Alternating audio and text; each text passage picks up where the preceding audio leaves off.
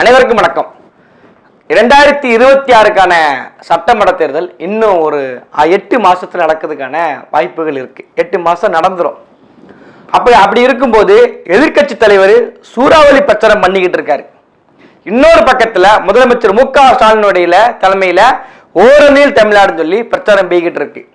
அப்படி இருக்கும்போது எந்த கட்சி யார் கூட கூட்டணி போக என்பதை கண்டுபிடிக்க முடிய மாட்டேங்கி. விஜய் கூட அதிமுக சேருமா, பாஜக கலட்டி விட்டுருமா, இல்ல திருமாவளவன் வழக்கம் போல கலட்டி விட்டு அதிமுக கூட ஓடி போயிருவாரா, இல்ல பாமக திமுக கூட வந்துருச்சுன்னா பாமக கூட கூட்டணி பாஜக கூட கூட்டணியில எந்த கூட்டணி வீசிக்க நிக்காதுன்னு சொல்லுத. அப்போ ஒருவேளை பாமக திமுக கூட்டணி கூட்டிருச்சுன்னா திருமாவளவன் வழக்கம் போல கலட்டி விட்டுருவாங்களா என்கின்ற பல கோணத்துல அரசியல் பெரிய அளவுல பேசும் பொருளாக இருந்துகிட்டு இருக்கு. அப்போ ஒரு கட்சி தலைவர் இன்னொரு கட்சி தலைவர் இன்னைக்கு பார்த்தாலே இப்ப அரசியல மாறிக்கிட்டு இருக்கு, சூழ்நிலை உருவாக்கிட்டு இருக்கு. ஏன்னா இப்படிதான் தமிழ்நாட்டு அரசியல் இன்னைக்கு எழுதப்பட்டுக்கிட்டு இருக்கு.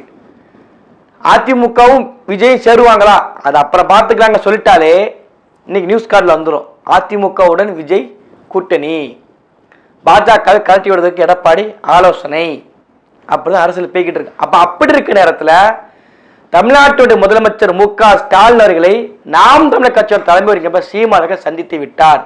அப்போ இது தேர்தல் கூட்டணியா? 2026 நாங்க கடுமையாக திமுக நாங்க எதிர்க்கின்றோம், திராவிட மாடல் வேண்டாம், வெங்காய மாடல்களுக்கு வேண்டாம் அப்படின்னு பேசின சீமானவர்கள் முதலமைச்சர் மு.க.ஸ்டாலின் நேரில் உட்கார்ந்து சந்திச்சு பேசுறாரு. அவர் கூட துணை முதலமைச்சர் உதயநிதி ஸ்டாலின் உட்கார்ந்து இருக்காரு. அப்போ கூட்டணி உறுதியாயிருச்சு.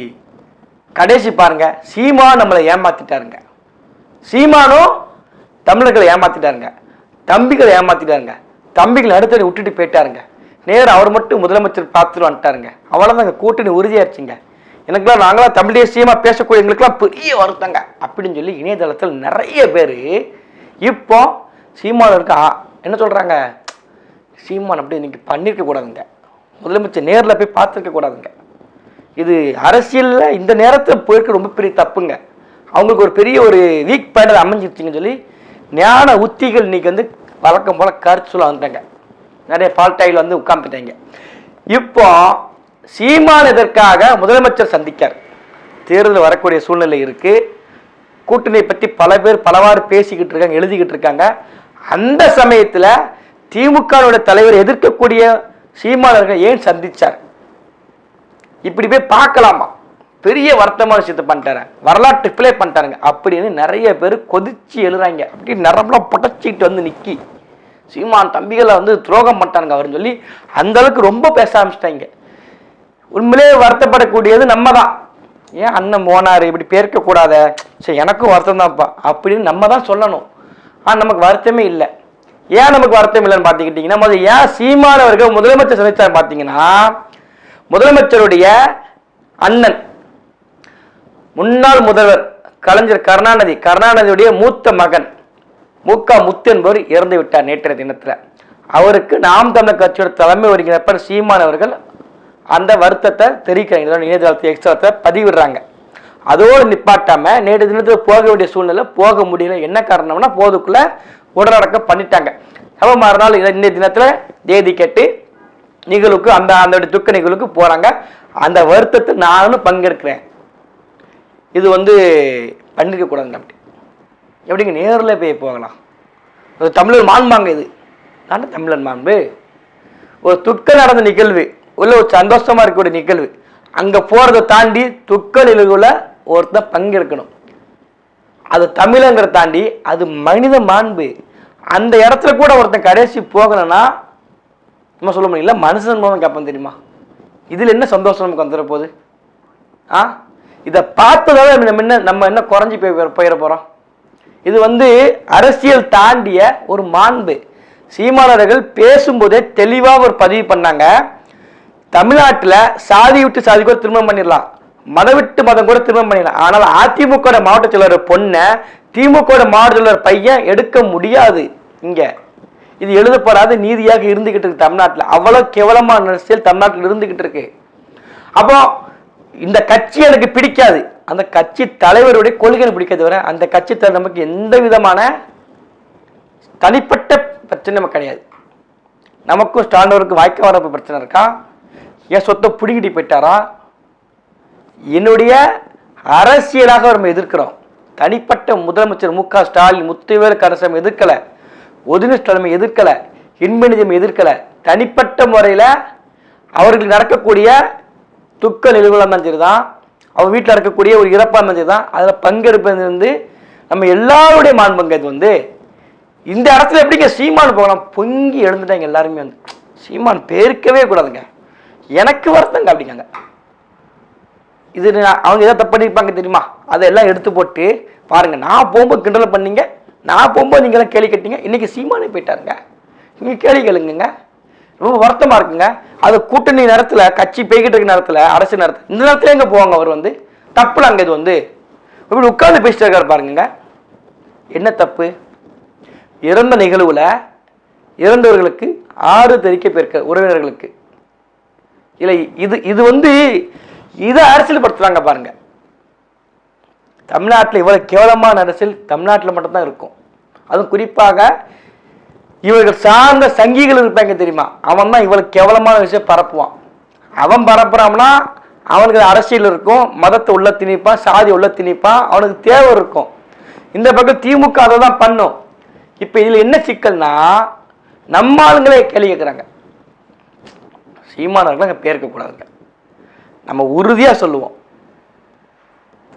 சொல்லுவோம், சீமானனை அங்கே போனது 100க்கு 200% சரியான விஷயம். ஏன்னா அங்கே ஒரு இறப்பு நடந்திருக்கு. அந்த இடத்துல போய் நின்று கவலைப்படாதீங்க அப்படின்னு சொல்லி குரல் கொடுக்க வேண்டியது நம்ம வாய்ப்பு கிடைக்காது. வாய்ப்பு கிடைக்கிறவங்க போகிறாங்க. இல்லை என்ன சட்ட சிக்கல் இருக்குது? ஒரு சிக்கலும் கிடையாது. இதே சீமானனுடைய அப்பா இறப்பு இருக்கு, எல்லாருக்கும் தெரியும். கொரோனா காலகட்டத்தில் இறந்து போறாங்க அப்பா. அப்போ முதலமைச்சர் வந்து அழைப்பு கொடுத்து பேசுறாங்க, கவலைப்படாதீங்க, எதுவும் நினைக்காதீங்க, பார்த்துக்கலாம்னு சொல்லி சீமானனுக்கு முதலமைச்சர் மு க ஸ்டாலின் அழைப்பு கொடுத்து பேசுனாங்க. அதான மாண்பு, அப்படித்தானே இருக்கணும். அதே மாதிரி தான் இன்னைக்கு அவன் வீட்டில் ஒரு இறப்பு நடந்திருக்கு, அதை சீமானன் நேரில் போயிருக்காங்க. இது அரசியலாக சிண்டு முடிச்சு கூட்டணி சேர போறோம், திமுக நாம் தமிழர் கூட்டணி, அதெல்லாம் கனவு நடக்குமா? கனவு கூட கனவு இல்லை, கலைச்சிருந்த கனவு வந்து முதலமைச்சரை பார்த்து வந்த பிறகு சீமானனை கேட்கக்கூடிய கேள்வி, இலவசத்தை நீங்க எதுக்கு கொடுத்தீங்க? நீ 200 கோடி செலவு பண்றீங்க, மாசம் 1000 ரூபா, அப்புறம் பேருந்து கட்டணம் இலவசம், இதெல்லாம் கொடுக்குறீங்க. ஆனா கல்வி கட்டணம் கட்டி படிச்சுக்கிட்டு இருக்கோம் கல்லூரியில. சிறந்த மருத்துவம், தடையற்ற மின்சாரம், சிறந்த போக்குவரத்து, பயணிக்க சரியான பாதை, தூய குடிநீர் விநியோகம், ஏதாவது இருக்காது. இது எல்லாம் தனியாற்று இருக்கு. இத 8 கோடி மக்களால் நிறுவப்பட்ட அரசை விட தனி ஒரு முதலாளி சிறந்த கல்வியும், சிறந்த மருத்துவத்தையும், சிறந்த போக்குவரத்தையும், மின் உற்பத்தி விநியோகத்தையும், பால் எல்லாத்தையும் செஞ்சிருவாங்கன்னா அரசின் வேலை இல்லை. புரியுதா?